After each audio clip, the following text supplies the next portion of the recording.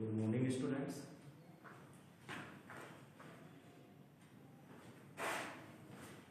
Good morning, students. Today we will discuss conversion of glucose into mannose. आज का जो हमारा टॉपिक है वो ग्लूकोज का मैनोज में अंदर परिवर्तन है। और लास्ट वीडियो में मैंने आपको बताया था कि एपीमेरिकरण प्रोसेस क्या होता है, क्योंकि ग्लूकोज को मैनोज में परिवर्तित करें। ग्लूकोज भी एक एल्डोहेक्सोज है और मैनोज भी एक एल्डोहेक्सोज है। एक एल्डोहेक्सोज को दूसरे एल्डोहेक्सोज में परिवर्तित करने के लिए हम दो प्रकार के प्रोसेस काम में ले रहे हैं, एपीमेरिकरण और लोकरीति-1 इंटेस्टाइन पुनर्विन्यास की क्रिया। ठीक है, अब ग्लूकोज को मैनोज में परिवर्तित करना है तो उसके लिए हमने काम में लिया एपीमेरिकरण। एपीमेरिकरण को मैं लास्ट वीडियो में भी समझा चुका हूँ, फिर भी मैं 5 मिनट के लिए रिकॉल कर रहा हूँ कि जब फेनिलहाइड्रिजीन के साथ क्रिया करके समान प्रकार के ओसाजोन बनाने वाले एल्डोज जो होते हैं वे अल्फा कार्बन या C2 कार्बन पर विन्यास में भिन्न होते हैं।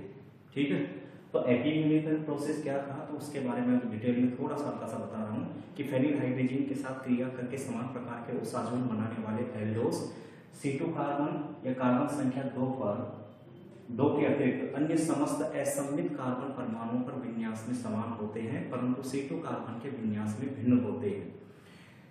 अल्फा कार्बन या C2 कार्बन पर विन्यास में भिन्न होने के कारण ऐसे एल्डोज एक दूसरे के क्या कहलाते हैं, एपीमर समावयव कहलाते हैं, और एक एपीमर के दूसरे एपीमर में परिवर्तन की इस प्रक्रिया को एपीमेरिकरण कहते हैं। तो एपीमेरिकरण क्या होगी? एपीमेरिकरण वह परिवर्तन की प्रक्रिया है, ठीक है, एपीमेरिकरण एल्डोज परिवर्तन की या एल्डोजों के मिश्रण में एक समावयव रूप के दूसरे समावयव रूप में परिवर्तन की वह प्रक्रिया है जिसमें एक एपीमर दूसरे एपीमर में परिवर्तित होता है। शॉर्ट में मैं कहूं तो एपीमेरिकरण क्या है? एपीमेरिकरण वह परिवर्तन, वह रासायनिक परिवर्तन या परिघटना है जिसमें एक एपीमर का दूसरे एपीमर में परिवर्तन होता है। सामान्य रूप से ग्लूकोज और मैनोज एक दूसरे के एपीमर हैं। एपीमर इसलिए हैं क्योंकि ग्लूकोज और मैनोज में C2 कार्बन के विन्यास भिन्न होते हैं, जबकि C2 कार्बन को छोड़कर अन्य समस्त कार्बन पर असममित कार्बन परमाणुओं के विन्यास यहाँ समान पाए जाते हैं। इसलिए वे समावयव रूप या एल्डोज श्रेणी के अंदर ऐसे एल्डोज जिनमें C2 कार्बन या अल्फा कार्बन परमाणुओं पर उपस्थित समूहों के विपरीत होते हों या भिन्न समूह रखते हों वे एक दूसरे के एपीमर कहलाते हैं, और इसके अलावा समस्त असममित कार्बन परमाणु के उनके विन्यास समान पाए जाते हैं। ठीक है, फिर रिपीट कर रहा हूं एक बार एपीमेरिकरण वह रासायनिक परिवर्तन या परिघटना है जिसमें एक एपीमर का दूसरे एपीमर में परिवर्तन देखने को मिलता है। सामान्य रूप से समान प्रकार का ओसाजोन बनाने वाले एल्डोसों में C2 कार्बन या अल्फा कार्बन पर विन्यासों की भिन्नता पाई जाती है एवं इस C2 कार्बन को छोड़कर हाइड्रोकार्बन श्रृंखला के अन्य समस्त असममित कार्बन परमाणुओं के विन्यास ही समान पाए जाते हैं।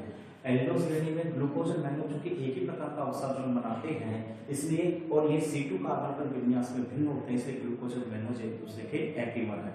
अब किसी भी एक एपीमर को दूसरे एपीमर में परिवर्तित करने हेतु सर्वप्रथम किसी एक एल्डोज को ब्रोमीन जल से ऑक्सीकृत करवाया जाता है जिससे उसका एल्डोनिक अम्ल प्राप्त होता है। प्राप्त हुए एल्डोनिक अम्ल को जब हम क्विनोडीन या पिरिडीन की उपस्थिति में गर्म करते हैं तो इन डाइऑल मध्यवर्ती के माध्यम से विक्रिया संपन्न होती है और दूसरे एपीमर अम्ल का मिश्रण प्राप्त होता है। तो जो मिश्रण के अंदर जब एक एपीमर अम्ल का, जब एक एल्डोज या एल्डोनिक अम्ल का जब उसका एपीमर अम्ल प्राप्त होता है तो सारा का सारा एल्डोनिक अम्ल किसमें परिवर्तित हो जाएगा? उसके एपीमेरिक एल्डोनिक अम्ल में कन्वर्ट हो जाता है। अब प्राप्त हुए एल्डोनिक एपीमर एसिड को जब हम गर्म करते हैं तो गर्म करने पर उसके इलेक्ट्रॉन प्राप्त होते हैं, और इलेक्ट्रॉन प्राप्त हो जाने के पश्चात हम क्या करवाते हैं? उसका अम्लों की प्रेजेंस में जब उसका सोडियम मलगमत से अपचयन करवाते हैं तो मलगमित सोडियम से अपचित करवाए जाने पर वो किस में परिवर्तित हो जाता है? वो परिवर्तित हो जाता है किसके अंदर? उसके एपीमर में। ओके स्टूडेंट्स, अब हम यहाँ देखते हैं कि कौन सा है।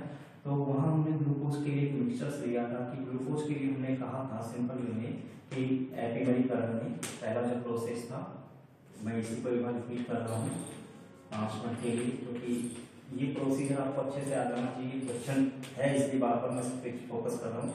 HCO एंड देन HOH, और नीचे के कार्बन परमाणु पर किसी प्रकार का कोई परिवर्तन नहीं, फिर भी हम ये देख लेते हैं OH एंड देन CHOH का OH2 CH2OH। ये ग्लूकोज की स्ट्रक्चर है। ग्लूकोज को हमने क्या करवाया, ब्रोमीन जल से ऑक्सीकृत करवाया। जब इसको ब्रोमीन जल से ऑक्सीकृत करवा रहे हैं तो इसके ऑक्सीकरण पर क्या जानते हैं, एल्डिहाइड समूह के ऑक्सीकरण पर क्या बनते हैं, अम्ल की प्राप्ति होती है। तो एसिड कौन सा प्राप्त हो गया, COOH। ठीक है, ये एसिड प्राप्त हो गया, COOH डायरेक्टली लिख देता हूं, COOH। एल्डिहाइड के ऑक्सीकरण पर एसिड प्राप्त होते हैं। एंड देन अब देखेंगे हम परिवर्तन की क्या परिवर्तन देखने को मिलती है। तो यहाँ प्राप्त हो रहा है CHOH का, यहाँ पे क्या हो गया, hold twice and then CH2OH। ये प्राप्त हो गया, ये ग्लूकोज था, ये प्राप्त हो गया ग्लूकोनिक एसिड।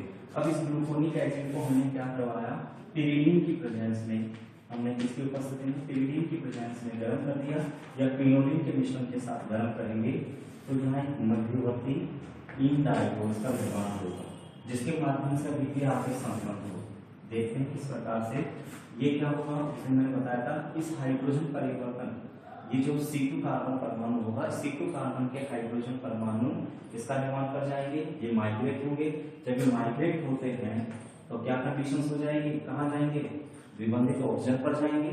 तो उस स्थिति में ये किसका निर्माण करेंगे, यहाँ पे बंध टूटेगा ना, कार्बन हाइड्रोजन बॉन्ड ब्रेक हुआ, एक नया कार्बन कार्बन बॉन्ड मेकिंग होगी, तो ये कन्वर्ट हो जाएगा इन डाइऑल में। किस प्रकार से होगा, मैं इसको ओपन करके बता देता हूँ। यहाँ पर हमने ये अभिक्रिया आ रही है, सपोज कीजिए ये COOH इस टाइप में हुआ।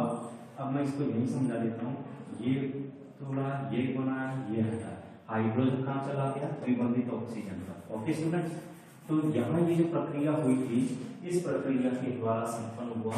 तो हम ये कह सकते हैं कि ये जो हाइड्रोजन जो था ये माइग्रेट हो रहा है, और ये माइग्रेट कहाँ हो रहा है, जो कार्बोक्सिल ग्रुप है इसके विबंधित ऑक्सीजन पर, तो ये माइग्रेट हो जाता है यहाँ। और इसके माइग्रेट हो जाने से कंपाउंड क्या बनेगा, यहाँ भी OH एंड देन यहाँ भी OH and then double bond COH। Okay students, तो ये स्ट्रक्चर आ जाएगी। एक्चुअली में ये जो मध्यवर्ती बनेगा, ये इन डाइऑल भी हम कह सकते हैं, लेकिन यहाँ कितने OH ग्रुप आपके, 3। हम जानते हैं कार्बन 2 OH ग्रुप हो ही नहीं सकते, ये मध्यवर्ती अस्थायी प्रवृत्ति का होगा। और इस मध्यवर्ती के अस्थायी होने के कारण यहाँ तुरंत क्या परिवर्तन देखने को मिलेगा, CHOH का whole twice and then CH2OH। अब ये चलिए, ये थोड़ा ये बना है, ये अब इस कंडीशन में क्या हो जाएगा, ये जो परिवर्तन देखने को मिलेगा, यहीं पे देखिएगा, ये जो परिवर्तन देखने को मिल रहा है, इस परिवर्तन के द्वारा क्या देखने को मिल रहा है, जब ये हाइड्रोजन परमाणु विबंधित कार्बन पर आएगा तो OH समूह के विन्यास को चेंज करेगा। हम जानते हैं विबंधित कार्बन पर अगर दोनों समूह एक तरफ होंगे तो स्टीरिक विन्यास, त्रिविम विन्यासी बाधा ज्यादा होगी, और त्रिविम विन्यासी बाधा कम करने के लिए, और हम जानते हैं कि विबंधित कार्बन परमाणु का, क्योंकि पहले द्विबंधित था तो रोटेशन में क्या था, कार्बन कार्बन बॉन्ड का मुक्त घूर्णन संभव नहीं था। लेकिन जैसे ही सिंगल बॉन्ड में कन्वर्ट होगा, कार्बन कार्बन बॉन्ड का मुक्त घूर्णन पॉसिबल हो जाएगा। फर्स्ट ईयर की यूनिट में हमने साइक्लोएल्केन में पढ़ा था, कार्बन कार्बन एकल बंधों में मुक्त घूर्णन पाया जाता है। सेकेंडली बात, दोनों बल के ग्रुप जब एक तरफ होंगे तो त्रिविम बाधा ज्यादा होगी, तो त्रिविम बाधा कम करने के लिए क्या करेंगे, दोनों अपोजिट डायरेक्शन में आ जाएंगे। तो उस स्थिति में क्या होगा, यहाँ पर हम अगर बात करें तो यहाँ क्या बनेगा, यहाँ डबल बॉन्ड आ जाएगा, तो ये हो जाएगा C double bond OH single bond. पहले वाले कार्बन पर तो ये होगा, हाइड्रोजन कहाँ गया, यहाँ, तो हाइड्रोजन के यहाँ जाने से क्या हो जाएगा, OH H एंड देन, और इस COH को मैं किस में रूप में ले सकता हूँ, इसको मैं डायरेक्टली COH के रूप में कह सकता हूँ, देन COH H CHOH का होल ट्वाइस CH2OH। याद है स्टूडेंट्स। अब इसके बाद में इसको हमने गर्म कर दिया, गर्म करने पर क्या होगा, एक जल अणु निष्कासित होगा, और जल अणु निष्कासित होकर इलेक्ट्रॉन बनेगा। इलेक्ट्रॉन क्या बनेगा, देखिए, चूंकि ये कौन सा एसिड है, ये ग्लूकोनिक, ये मध्यवर्ती इंटरमीडिएट होता है, ये इंटरमीडिएट मध्यवर्ती बनता है, अस्थायी मध्यवर्ती बना हुआ मध्यवर्ती चूंकि अस्थायी है, ये आपकी ग्लूकोनिक एसिड का। अब ग्लूकोनिक एसिड का एपिमर क्या होता है, ग्लूकोनिक एसिड का एपिमर होता है मैनोनिक एसिड, और ये मैनोनिक जो एसिड है ये एपिमर है तो ग्लूकोनिक अम्ल को pyridine के साथ जब गर्म करते हैं तो मध्यवर्ती की सहायता से पूर्ण रूपेण किसमें परिवर्तित हो जाता है, सारा का सारा जो ग्लूकोनिक अम्ल था वो मैनोनिक अम्ल में परिवर्तित हो जाता है। गर्म करने पर इलेक्ट्रॉन बनाएगा और इलेक्ट्रॉन जब बनाएगा तो क्या कंडीशन हो जाएगी, ये स्ट्रक्चर्स आ जाएंगे इसकी यहाँ HOH and then HCOH and then sorry तीसरे कार्बन पर काम जाएगा OHH एंड देन CH, अब यहाँ ओपन कर देता HC और ये आ गया देन CHOH देन CH2OH। ये क्या है इसका नैनो इलेक्ट्रॉन भी कह सकते हैं क्योंकि ये मैनोनिक एसिड इसलिए नैनो इलेक्ट्रॉन कहला सकता है, उसका गामा इलेक्ट्रॉन। अब इसको क्या किया, इसको सोडियम अमरगम के द्वारा अपचित करवाएंगे, तो इसको जब सोडियम अमरगम के द्वारा अपचित करवाएंगे 2H से तो क्या कंडीशन होगी, इलेक्ट्रॉन रिंग ब्रेक होगी और इलेक्ट्रॉन रिंग ब्रेक होगी, एक H ऑक्सीजन पर एक H कार्बन पर आ जाएगा, क्या बन जाएगा HCO and then OHH and then OHH and then CHOH का OH twice and then CH2OH। ये क्या है आपके मैंगनीज, ठीक है। किससे प्राप्त हुआ, ये ग्लूकोज से, ये आपके ग्लूकोज था। ग्लूकोज से ग्लूकोनिक एसिड मध्यवर्ती की सहायता से पूरी तरह से अपने एपिमेरिक अम्ल मैनोनिक अम्ल में परिवर्तित होता है। जब इसको pyridine या क्विनोलिन के साथ गर्म करते हैं फिर मैनोनिक अम्ल को गर्म किए जाने पर एक जलन पर लोस करता है जिसमें CO समूह से क्या है कि कार्बोक्सिलिक समूह से क्या जाएगा OH समूह और उसकी निकटवर्ती गामा पोजीशन से क्या जाएगा हाइड्रोक्सिल समूह का हाइड्रोजन। जब अणु निकलने के पश्चात इलेक्ट्रॉन बनते हैं, बने हुए इलेक्ट्रॉन अम्लों की प्रेजेंस में अमरगमित सोडियम द्वारा अपचित होकर के किसमें परिवर्तित हो जाते हैं, एपिमर, ग्लूकोज के एपिमर मैनोस में परिवर्तित हो जाता है। इस प्रकार ग्लूकोज को मैनोस में परिवर्तित करने की है प्रक्रिया जिसमें एक एल्डोस दूसरे एल्डोस में परिवर्तित होता है, एपिमरीकरण कहलाती है। अब इसमें हम दोनों की स्ट्रक्चर देखते हैं, दोनों में सभी ग्रुप समान है, केवल डिफरेंट कहाँ है, C2 कार्बन एल्डिहाइड समूह के निकटवर्ती अल्फा कार्बन या C2 कार्बन पर विन्यास में एल्डोस दोनों ही एक प्रकार का ऑक्सीजन बनाते हैं। इसलिए फेनिल हाइड्रोजन के साथ क्रिया करने वाले फेनिल हाइड्रोजन के साथ क्रिया करके समान प्रकार के ऑक्सीजन बनाने वाले एल्डोसों में C2 कार्बन या अल्फा कार्बन के विन्यास भिन्न होते हों और इस पर उपस्थित समूह के विन्यास भिन्न होने के अलावा समस्त असमित कार्बन परमाणुओं पर समान समूह की मौजूदगी पाई जाती है, तो ये दोनों एक दूसरे के एपिमर कहलाते हैं और एक एपिमर को दूसरे में परिवर्तित करने की परिघटना क्या कहलाती है, एपिमरीकरण। ओके स्टूडेंट्स, अब आज का हमारा जो टॉपिक था वो हमने उस दिन बताया था लोग्रिथम वन इंटेस्टाइन पुनर्विन्यास। अब ये लोग्रिथम वन इंटेस्टाइन पुनर्विन्यास अभिक्रिया क्या है, इसके बारे में हम थोड़ा सा डिटेल से चर्चा कर लेंगे। ये दोनों ही अभिक्रिया इंपॉर्टेंट है, मुझे ये क्वेश्चन इस साल के लिए थोड़ा सा इंपॉर्टेंट लगता है। एपिमराइजेशन है लोग्रिथम वन इंटेस्टाइन पुनर्विन्यास। देखिएगा स्टूडेंट्स, बात करते हैं आज का जो टॉपिक है वो लोग्रिथम वन इंटेस्टाइन पुनर्विन्यास। ये है क्या, तो एक्चुअली मैं बता देता हूँ कि ये भी ग्लूकोज को मैनोस में परिवर्तित करने की एक उत्क्रमण पुनर्विन्यासिक अभिक्रिया है। इस विन्यासिक अभिक्रिया में क्या होता है, देखो क्या होता है कि लोग्रिथम वन इंटेस्टाइन पुनर्विन्यास एक्चुअली है क्या, इसके बारे में मैं आपको डिस्क्राइब कर देता हूँ, थोड़ा सा इसके बारे में बता देता हूँ जो आप याद रखिएगा। देखो भाई, जब शर्कराएं, क्योंकि सारी की सारी क्या शर्कराएं की ग्लूकोज मैग्नीज ये सब क्या मोनोसैकेराइड और मोनोसैकेराइड ओलिगोसैकेराइड किस में आते हैं, शर्कराओं में आते हैं। क्योंकि सामान्य रूप से कार्बोहाइड्रेट को दो भागों में बांटा गया था, एक तो था शर्करा, दूसरा था अशर्करा। शर्कराओं को फिर दो भागों में बांटा गया था, एक तो कौन से थे, मोनोसैकेराइड और एक कौन सा होता है, oligosaccharide. Okay students, monosaccharide and then oligosaccharide. और अशर्कराओं में क्या आते हैं, पॉलीसैकेराइड्स आते हैं। अशर्कराएं स्वादहीन होती हैं, जल में विलय होती हैं, ठीक है, और क्रिस्टलाइन नहीं होती। जबकि शर्कराएं क्या होती है, शर्कराएं क्रिस्टलाइन सॉलिड होती हैं, क्रिस्टलीटोस होती हैं, जल में घुलनशील होती हैं और मधुर गंध युक्त होती हैं या स्वाद में मीठे होते हैं, ठीक है।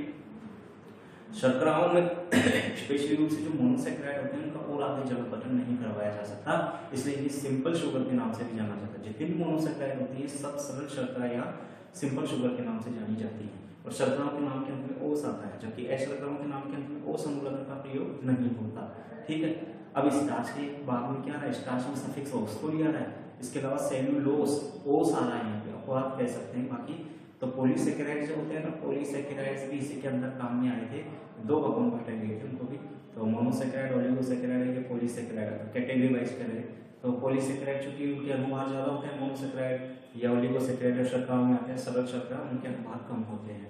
लॉग दिमाग की बात कर रहा था, जब ये एक्चुअली में है क्या, तो सबसे पहला पॉइंट मैं डालूंगा, एक उत्क्रमणी पुनर्विन्यासिक अभिक्रिया, कुछ मैं पॉइंट बताऊंगा।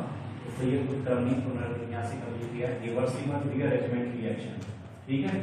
लॉगरिथमिक माने स्टाइल पुनर्विन्यास as a reversible rearrangement reaction है, उत्क्रमणी पुनर्विन्यास अभिक्रिया है पहली कंडीशन, ठीक है स्टूडेंट्स। अब दूसरी हम बात करते हैं वो क्या है, देखो भाई, जब शर्कराओं को सांद्र क्षार विलीनों के साथ गर्म किया जाता है, तो सांद्र क्षारों के साथ गर्म करने पर क्या करती है शर्कराएं, तो जब शर्कराओं को सांद्र क्षार विलीनों के साथ गर्म करते हैं तो ये एल्डिहाइड मतलब फॉर्मेल्डिहाइड, हाइड्रोक्सी एल्डिहाइड वो निम्न कोटि की शर्कराओं में विघटित होकर पहले पीला और अंत में भूरे रंग के विलयन में परिवर्तित हो जाती है और अंततः लास्ट में रेजिनीकृत हो जाती है, ठीक है। लेकिन जब इन्हें तनु क्षारों के साथ गर्म करते हैं, तो तनु क्षारों के साथ गर्म करने पर ये क्या होंगी, तनु क्षारों के साथ गर्म किए जाने पर इनमें क्या परिवर्तन देखने को मिलेगा, इनमें उत्क्रमणी पुनर्विन्यासिक अभिक्रिया देखने को मिलती है। ग्लूकोज का एक मध्यवर्ती इन डाइयोल के माध्यम से पहले फ्रक्टोज में, फ्रक्टोज भी इन डाइयोल मध्यवर्ती के माध्यम से किसमें, मैनोज में परिवर्तित हो जाता है। इसलिए जब ग्लूकोज को तनु एनएच के साथ गर्म करते हैं तो वह फ्रक्टोज और मैनोज का साम्य मिश्रण बनाता है। और इसी के अलावा फ्रक्टोज भी, तीनों में से कोई सा भी ले लें, फ्रक्टोज ग्लूकोज व मैनोज के साथ साम्य मिश्रण में पाया जाता है और मैनोज भी ग्लूकोज व फ्रक्टोज के साथ साम्य मिश्रण में पाया जाता है। तो सांद्र क्षारों के साथ कंडीशंस कि अगर हम सांद्र क्षार कंसंट्रेट बेस के साथ गर्म करें तो सांद्र क्षारों के साथ क्या करेंगे, सांद्र क्षारों के साथ शर्कराओं को गर्म करने पर क्या कंडीशन होती है, सांद्र क्षारों के साथ शर्कराओं को गर्म करने पर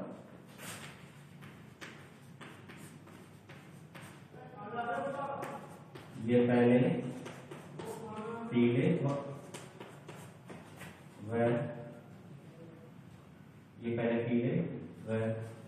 भूरे रंग के विलयन में परिवर्तित होकर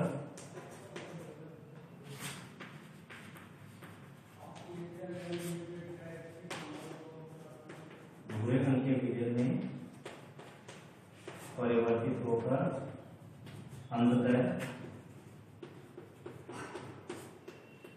रेजिनीकृत हो जाती है,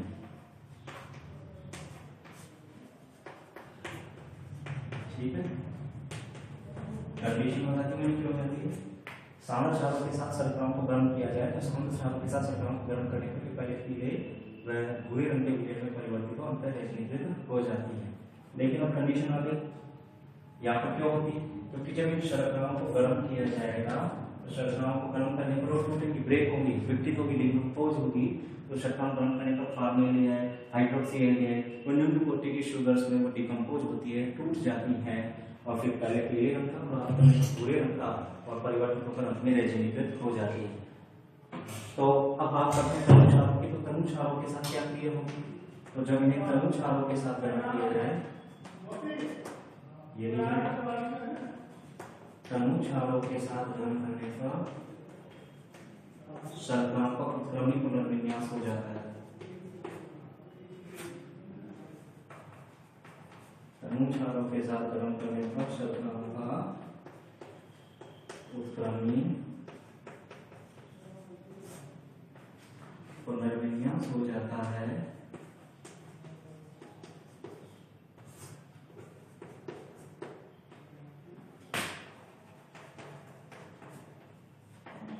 तनु क्षारों के साथ गर्म करने पर शर्कराओं का उत्क्रमणी पुनर्विन्यास हो जाता है, ठीक है। जब इन्हें तनु क्षारों के साथ गर्म किया जाएगा तो शर्कराओं का क्या हो जाएगा, उत्क्रमणी पुनर्विन्यास। और उत्क्रमणी पुनर्विन्यास की प्रक्रिया में क्या होती है, उत्क्रमणी पुनर्विन्यास की प्रक्रिया को क्या कहते हैं, लॉगरिथमिक क्वांटिटेटिव पुनर्विन्यास। इस पुनर्विन्यास में क्या होते हैं, इस पुनर्विन्यास में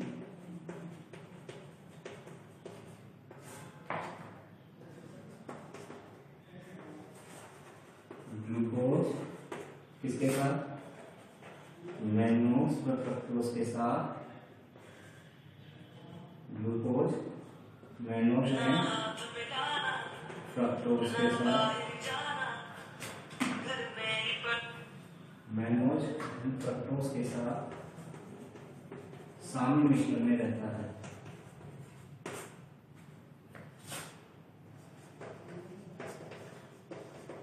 ठीक है, उत्क्रमणीकरण की प्रक्रिया में ग्लूकोज मैनोज और फ्रक्टोज के साथ साम्य मिश्रण में रहता है। ठीक इसी प्रकार जो मैनोज और फ्रक्टोज होंगे तो मैनोज ग्लूकोज फ्रक्टोज के साथ और फ्रक्टोज ग्लूकोज और मैनोज के साथ भी साम्य मिश्रण में रहेगा। अब हम देख लेते हैं स्टूडेंट्स, ये तो मैंने आपको कुछ डिटेल्स बताई है जो आपको ध्यान में रहनी चाहिए। ओके, अब बात करते हैं कि ये लोगरिथमिक मान, बस इतना से लिखना है इसके बाद। अब लोगरिथमिक मान किसमें पुनर्विन्यास होता क्या है, तो देखिए तो ग्लूकोज की बात कर रहे थे HCO, इसको मैं ले लेता हूँ, देन HCOH एंड देन यहीं पे चेंज कर लेते हैं, चलो CHOH का और CH2OH, ये ग्लूकोज है। अब ग्लूकोज का कन्वर्जन करवाया गया, ठीक है। जब हम ग्लूकोज का कन्वर्जन करवाएंगे तो कहाँ शिफ्टिंग होगी, इन डाइमर मध्यवर्ती बनेगा, ये तोड़ा, ये बनाया, ये हटाया, ठीक है। फिर किसमें कन्वर्ट हुआ, तो जब इसे डाइल्यूट NaOH के साथ गर्म किया, तनु NaOH के साथ जब इसको गर्म कर रहे हैं, तनु NaOH के साथ गर्म करने पर क्या होगा, ये इन डाइमर मध्यवर्ती में परिवर्तित हो जाएगा। देखते हैं कि किसमें कन्वर्ट हो रहा है, तो ये हो जाएगा HC and then OH double bond COH CHOH का whole thrice and then CH2OH। Okay student, ये कौन सा मध्यवर्ती है, इन एंड देन दो एल्कोहलिक समूह, तो ये कहलाता है इन डाइयोल, तो इन डाइयोल इंटरमीडिएट बनता है, इन डाइयोल मध्यवर्ती, ठीक है। तो इसमें इन डाइयोल मध्यवर्ती बना, चलो मध्यवर्ती लिख देना, आपको ज्यादा याद नहीं होगा, इन डाइयोल मध्यवर्ती। अब बना हुआ मध्यवर्ती कन्वर्ट किसमें होगा, चूंकि उत्क्रमणीय पुनर्विन्यास की परिघटना है, तो अब इस उत्क्रमणीय पुनर्विन्यास की परिघटना में होगा क्या, हम देख लेते हैं। ये देखिएगा, अगर कन्वर्ट किसमें होगा देखिएगा, अब ये भी अगर कहाँ आ जाए, यहाँ से कंडीशन, ये तोड़ा, ये बनाया, ये हटाया, तो कंडीशन हो सकती है चेंज, या यहाँ से चेंज होगा। सबसे पहले किसमें बदल जाए, ग्लूकोज फ्रक्टोज में, ये तोड़ा, ये बनाया, ये हटाया। ओके स्टूडेंट्स, अगर इस प्रोसीजर को अपनाता है पाथवे नंबर फर्स्ट, अगर इस पाथवे को अपनाता है प्रोसीजर नंबर 1 को, मैं यहाँ स्टार्चिंग लगा रहा हूँ, ये पाथवे नंबर फर्स्ट के, तो उसके अकॉर्डिंग अगर मैं अभिक्रिया को देखूं, अगर ये OH बॉन्ड के ब्रेक इलेक्ट्रॉन्स होंगे, तो यहाँ कंडीशन क्या है कि कन्वर्ट होगा CH2OH, हाइड्रोजन यहाँ के स्थान पर, इसमें कन्वर्ट हो गया CH2, हाइड्रोजन यहाँ के पहले से एक हाइड्रोजन था, कितने हो गया 2, CH2OH, then C double bond O, then CHOH का फोर्थ ट्राइस, देन CH2OH, तो ये कहलाएगा आपके फ्रक्टोज। ओके स्टूडेंट्स, अब यहाँ हम और देख लेते हैं, मैंने कहा था कि मध्यवर्ती बनता है, तो बनता जब मध्यवर्ती है तो इसी स्ट्रक्चर्स को हम देख लेते हैं। ये जो इंटरमीडिएट बन रहा था, ये इंटरमीडिएट चेंज भी तो हो सकता है, यहाँ किस प्रकार से परिवर्तन हो, तो कंडीशंस करवाएगी कि ये पाथवे का अगर ये हो जाए, अगर ये हो जाए, ये तोड़ा, ये बनाया और ये हटाया, अगर ये प्रोसीजर चल जाए, पाथवे नंबर 2 व्हाइट वाला है, ध्यान रखिएगा, अगर उस प्रोसीजर को चलाते हैं,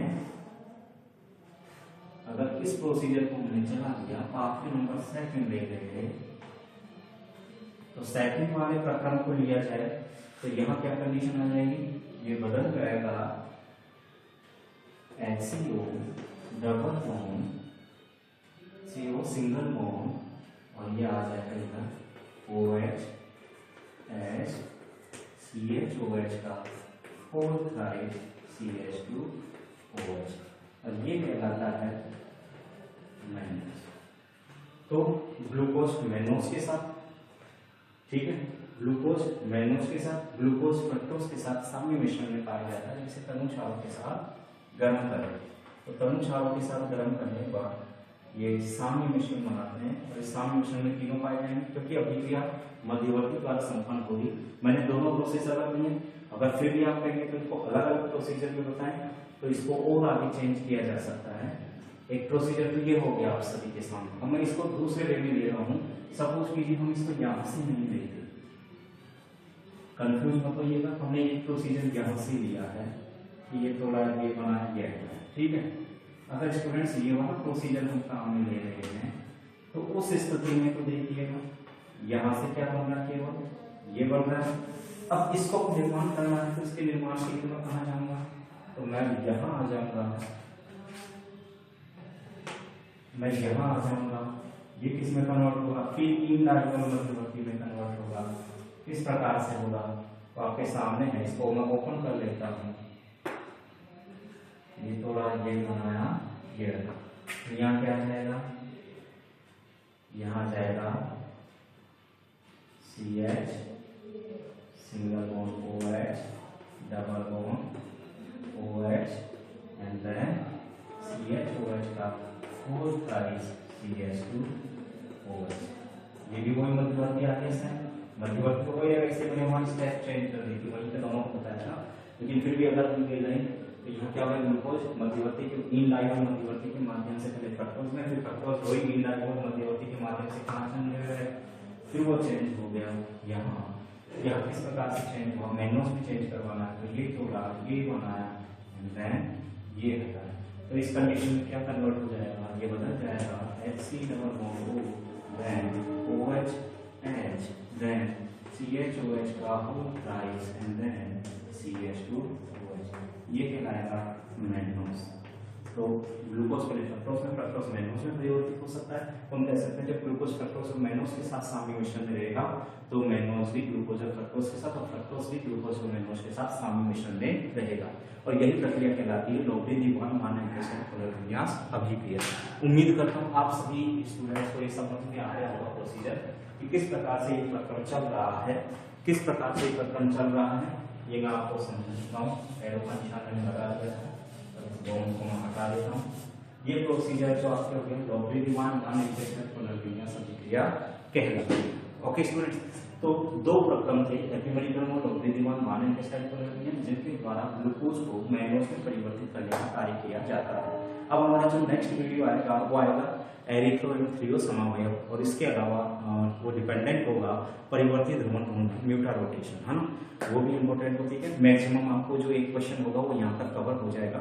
फिर भी मैं सभी के हाल प्रक्षेपण फार्मूले वगैरह ही बताऊंगा। कुछ पॉइंट और है, मुश्किल से 5 या 6 ऑनलाइन क्लासेज जरूर होंगी, आपकी एक यूनिट कंप्लीट हो जाएगा। और इस यूनिट में से आपको 2 क्वेश्चन मिलेंगे, इतना मैं श्योर हूँ। Okay students, thank you.